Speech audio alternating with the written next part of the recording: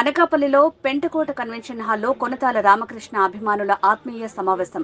ఈ సమావేశంలో పాల్గొన్న మాజీ మంత్రి కొనతాల రామకృష్ణ, భారీగా తరలివచ్చిన అభిమానులు. కొనతాల రామకృష్ణ రాజకీయ భవిష్యత్తు ప్రకటన. అన్ని పార్టీల నుంచి నాకు ఆహ్వానం వచ్చింది. రాజశేఖర్ రెడ్డితో నాకు మంచి అనుబంధం ఉంది. కాంగ్రెస్ లో ఉంటే ఉద్యమం చేయొచ్చు, కానీ కాంగ్రెస్ పార్టీ ఇప్పట్లో అధికారంలోకి రాకపోవచ్చు.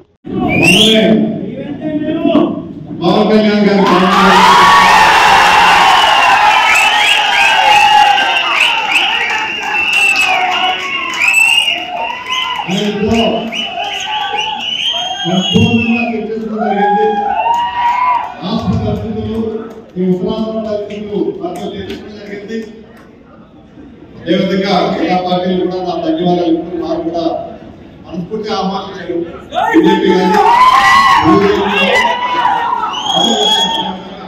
అదేవిధంగా కాంగ్రెస్ కానీ నాకు ఈ మధ్య ఒక తండ్రిలో పరిస్థితి వచ్చింది. నాకు మీ అందరూ కూడా తెలుసు.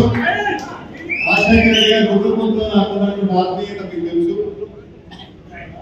ఈ రోజు ఇటువంటి పరిస్థితుల్లో మరి ఆ కుటుంబం నుంచి నా మీద